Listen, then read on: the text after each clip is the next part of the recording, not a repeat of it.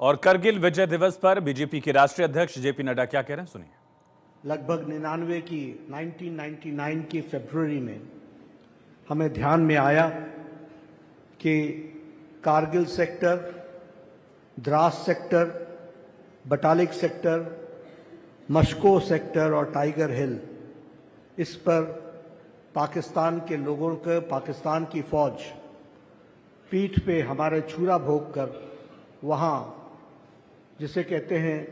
कि चालाकी से वहाँ उन्होंने कब्जा करने का प्रयास किया था। हम यह भी जानते हैं कि यह कारगिल में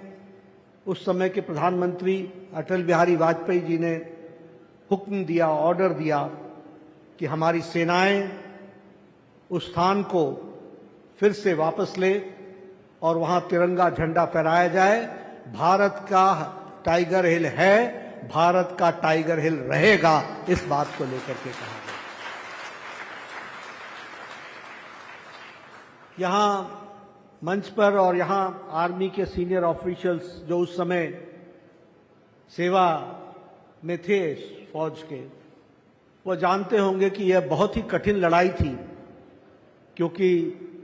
टैक्टिकली और स्ट्रैटेजिकली टाइगर हिल की ऊंचाइयों पर, चोटियों पर पाकिस्तान की फौज बैठी थी और हम नीचे थे, इसलिए हम डिसएडवांटेजियस पोजीशन में थे। हम एक, जिसको कहते हैं कि तकलीफदायक स्थान पर थे और उनको हमारे नेशनल हाईवेज को भी देखने का पूरा मौका मिल रहा था,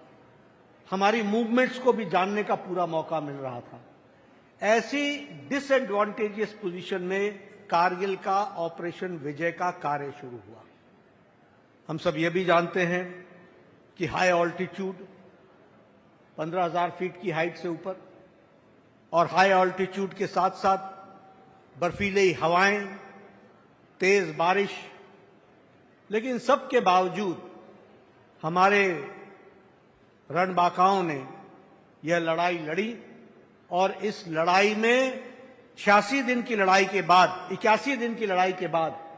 हम इसमें विजय हासिल कर पाए और आज 26 जुलाई को हमें ऑपरेशन विजय देखने को मिलता है। इसी ऑपरेशन में हमने एयरफोर्स की तरफ से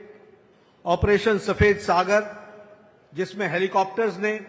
और हमारे मिग्स ने और सुकोई ने बहुत योगदान किया। मिग्स ने, MiG-21 और MiG-27 ने बहुत बड़ा योगदान किया और जिसके कारण हमको ये सफलता मिली। सबसे बड़ी बात ये थी कि हमारे जवान स्टीप चढ़ाई को लगभग 1000 फीट तक सीधे ऊपर जाना, और वह भी बैरन लैंड, जिसमें सब कुछ दिखता था, कोई छुपने की जगह नहीं थी, ऐसी जगह से जाकर उन्होंने टाइगर हिल पर कब्जा किया और वहां 5 दिन तक लड़ाई लड़ करके उसको,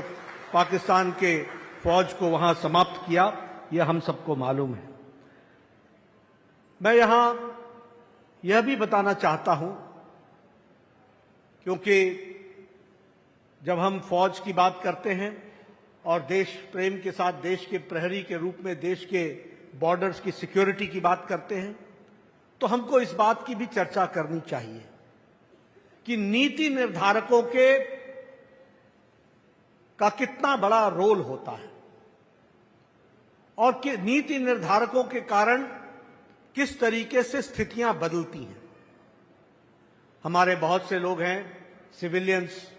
जिनको यह जानकारी नहीं होगी कि एक समय ऐसा भी था कि हमारा फौज का सिपाही पुंछ के बॉर्डर पर, श्रीनगर और उरी के साइड, वह देश के प्रहरी के रूप में खड़ा था, लेकिन जब गोलियां उधर से चलती थी, तो मैं हिमाचल का रहने वाला हूं, मुझे मालूम है और मैं बार बार बोलता हूं कि हमारा फौजी वहां से सूचना देता था नगरोटा को, नगरोटा सूचना देता था चंडी मंदिर को, और चंडी मंदिर सूचना देता था दिल्ली के हेडक्वार्टर को, और दिल्ली का हेडक्वार्टर बोलता था रुके रहो, जब बताएंगे तब शूट करना। यह भी नीति निर्धारकों को हमने देखा है। हमने देखा है कि किस तरीके से कोर हेडक्वार्टर ने सिवाय उसके कि उन्होंने उन्होंने हमारे हेडक्वार्टर्स को, नेशनल हेडक्वार्टर्स को बताने के सिवाय और वो कुछ नहीं कर पाए। लेकिन जब से प्रधानमंत्री मोदी जी ने प्रधानमंत्री के प्रधान सेवक का कार्यभार संभाला है, तब से यह स्पष्ट हो गया है कि उधर से गोली चलेगी तो इधर से गोला चलेगा। यह बात भी हमको ध्यान में रखना चाहिए। और यहां एक नजर इस वक्त